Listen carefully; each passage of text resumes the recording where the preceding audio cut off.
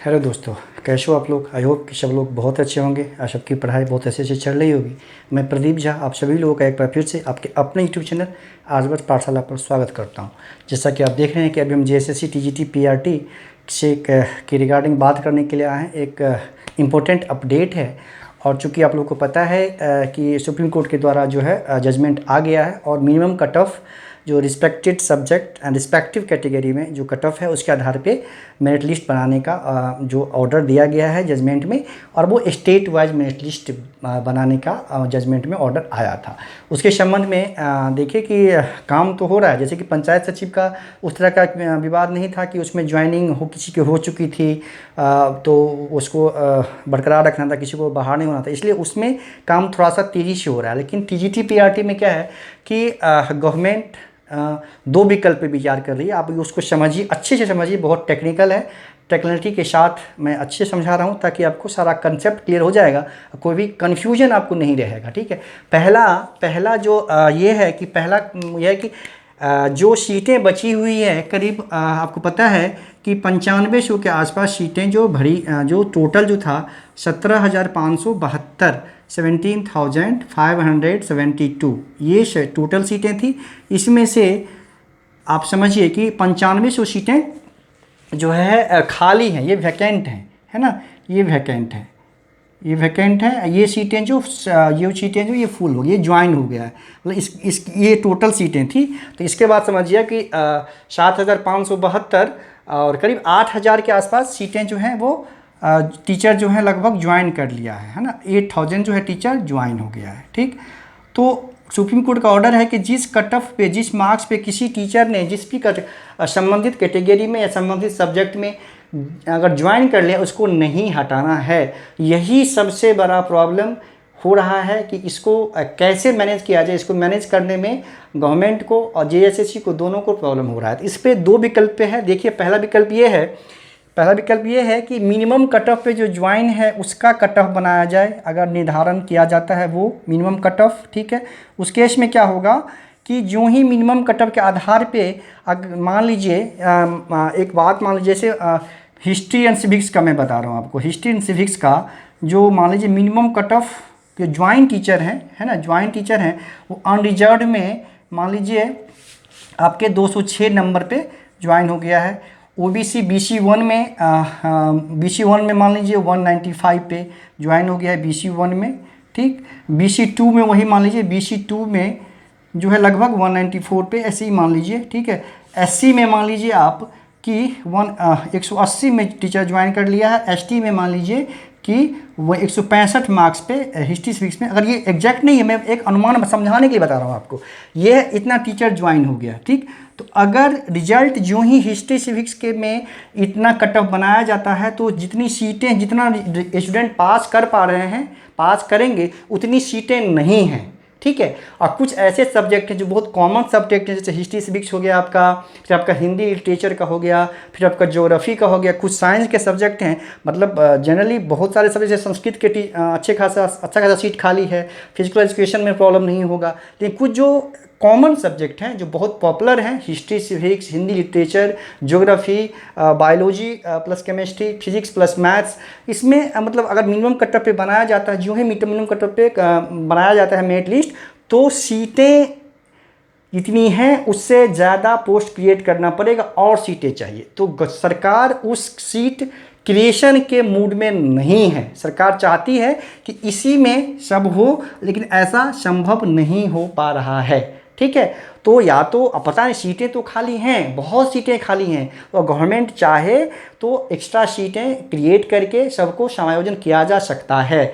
लेकिन इस पक्ष में विचार इस पे हो रहा है, लेकिन कुछ सीटें शायद एग्जैक्टली मुझे नहीं पता कितनी सीटें क्रिएट करनी पड़ेगी, किस सब्जेक्ट में कितना सीट और चाहिए होगा, ये अभी डाटा नहीं मिल पाया है।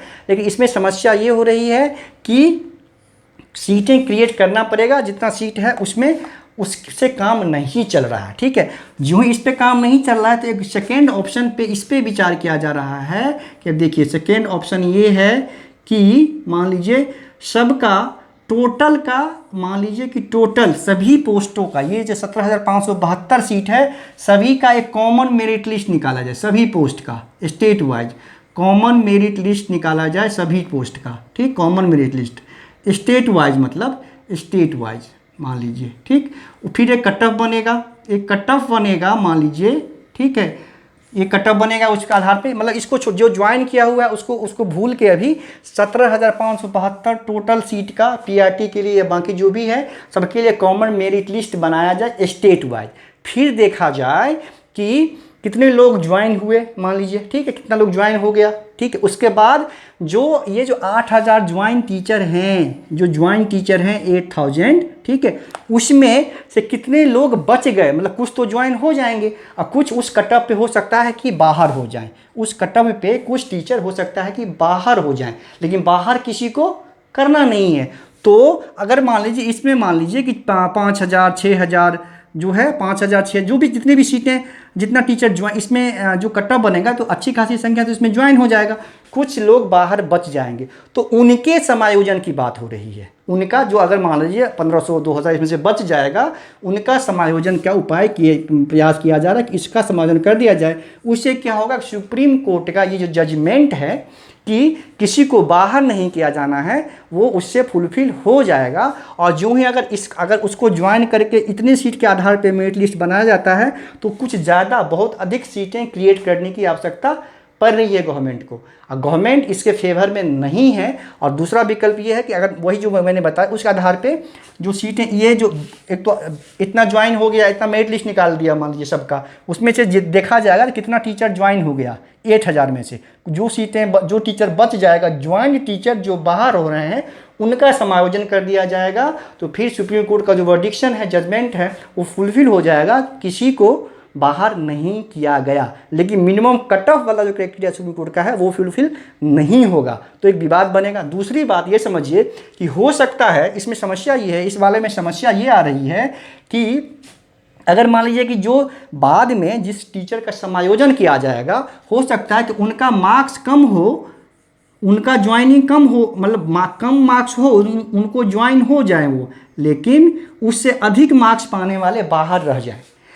जो समायोजन की बात यूं ही होगी, तो जो समायोजन होगा तो उस कट ऑफ, तो हो सकता ऐसी परिस्थिति बनेगी कि कम मार्क्स वाले जो टीचर हैं ऑलरेडी ज्वाइन हैं उनका समायोजन हो जाए, उससे ज़्यादा मार्क्स लाकर स्टूडेंट को नौकरी नहीं मिले, तो ये भी फिर से एक विवाद का विषय बन जाएगा। तो गवर्नमेंट इसी में कैसे रास्ता निकालें, कैसे तैयारी चल रही है, देखिए क्या होता है। बेस्ट विकल्प तो यही होगा कि मतलब इसको छोड़ के इतने सीट के आधार पे मिनिमम कट ऑफ रख के मेरिट लिस्ट बनाया जाए, और फिर जितना सीट अगर बच रहा और सीटें जितनी आवश्यकता है उतनी सीटें क्रिएट करके सबको ज्वाइन करा लिया जाए।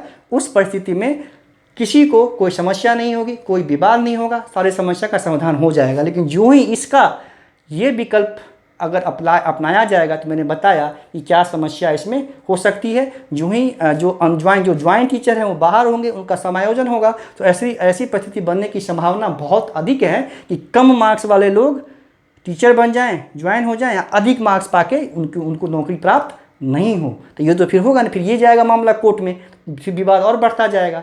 तो अब इसी पे माथापच्ची किया जा रहा है। जो ही इसका सोल्यूशन हो जाएगा तो आप लोगों का भी मेरिट लिस्ट पब्लिश हो जाएगा। लेकिन मेरे हिसाब से बेस्ट विकल्प यही है। तो आप लोग देखिए क्या होता है। अंततः सरकार को इसी विकल्प को अपनाना पड़ेगा। इस विकल्प को जो ही सरकार अगर अपनाएगी तो विवाद बहुत ज़्यादा और बढ़ जाएगा और समस्या का समाधान नहीं हो पाएगा। तो ठीक है, अगर इस संबंध में कुछ और जानकारी अपडेट आती है तो मैं ज़रूर आप लोग को आके कन्वे करूँगा। तब तक